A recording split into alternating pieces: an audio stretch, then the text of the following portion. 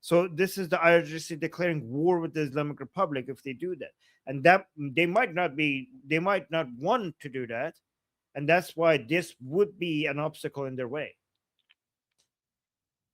Yep, you're absolutely correct.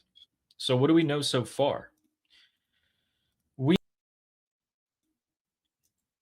Oh, we know that the foreign minister of the Islamic Republic went to Oman today, and they met, and they have talked about a couple things.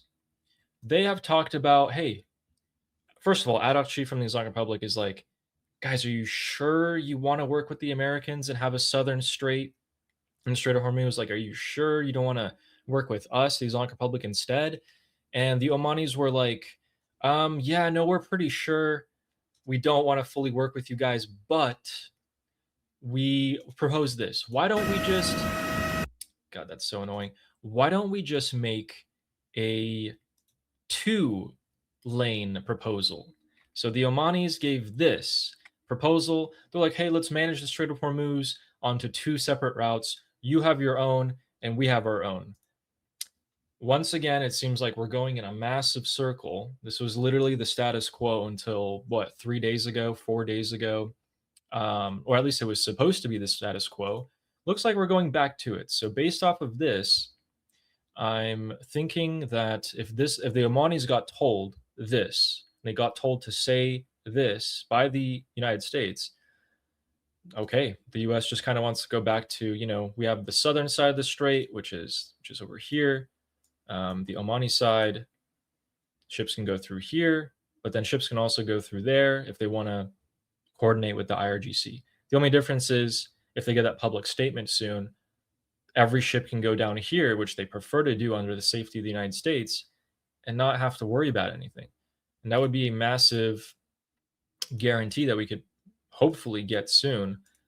The proposal that we saw, though, is not very encouraging. So what happened when Aoshi came back? So hardline influencer Ali Qolhaki.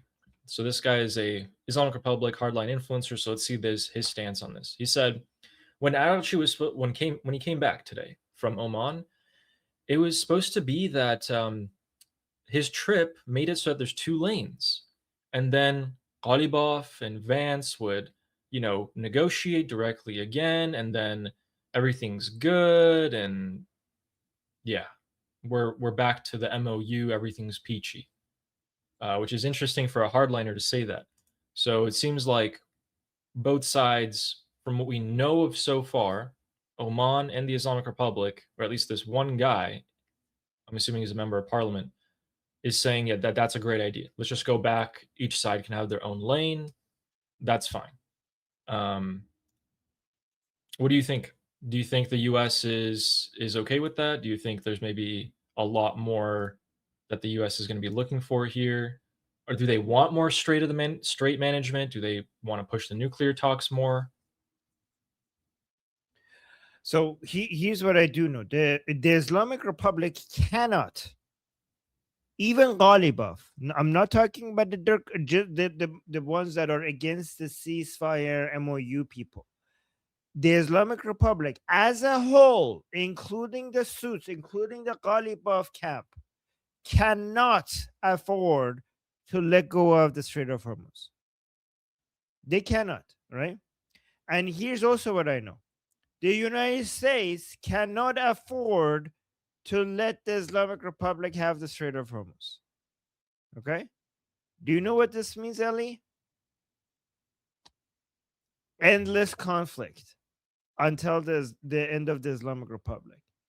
This is, and it makes sense for both sides to not want to let this go. Not, it's not about a want, it's about can't. The Islamic Republic can't let go of the Strait of Hormuz. If this is this is a huge leverage that they have, and they don't have much left, right? Especially now, because originally it ended up not being that much of a leverage because we saw how much uh, countries had enough, in their oil reserves. So originally, when they shut it down, it didn't have that much of an impact. But right now, this is their main leverage right now, because they know how much this could help them. When it comes to a deterrence capability, they don't have much going for them. So it would be suicidal to let go of this, right? Within the MOU, the way they wrote it was that the Islamic Republic would be managing the traffic, but then what happened in the Strait of Hormuz, like they would be in charge of like making sure everything goes smoothly. But then the Islamic Republic's understanding was like, okay, this is the usual, is that people go from the northern part of the Strait of Hormuz in, and they go from the southern part of the Strait of Hormuz out, like they always do, right? So they're like, okay, that's how we do it, right? And then the United States came in, and they were like, how about we make everybody go in and out of the Strait of Hormuz at the lower part of the Strait of Hormuz, both at the Omani waterway. And then the Islamic Republic came out and like, what the hell? Like, no, right? Like that's not what we, because that would be a huge disadvantage to the Islamic Republic. They were hoping that they could keep this, right? So that's why they're so angry and shooting at ships. And then the US is saying the Islamic Republic is violating the MOU because they're shooting at ships. But then the Islamic Republic are like, no, you're violating the MOU, because why is everybody going down there? This is like a two-way street. So you go down up here and then you go down that way, right? You're violating the MOU.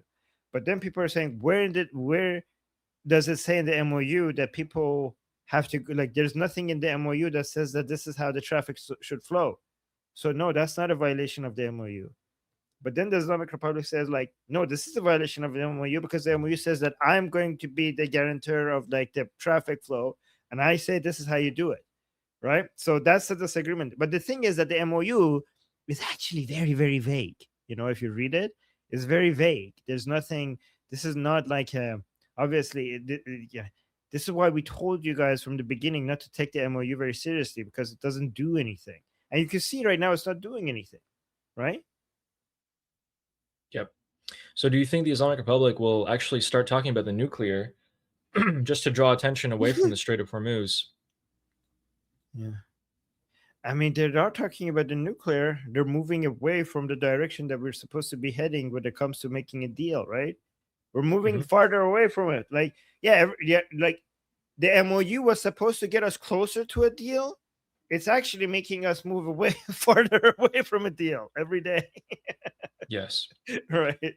Yes. Right. So what we know is, as Armin said, neither side is willing to let the other one have the Strait of Hormuz. My name is Armin Navabi. I'm an Iranian political analyst with decades of experience fighting the Islamic regime inside and outside of Iran. Make sure you follow me for more, and also make sure you join our discussion group. I'm there almost every single day. Come talk to me there and the rest of the people there in our group calls. It's a great place to meet and talk to people who like talking about politics. The link is in the description and or in the bio. You could also get there by scanning the QR code on the screen. See you there.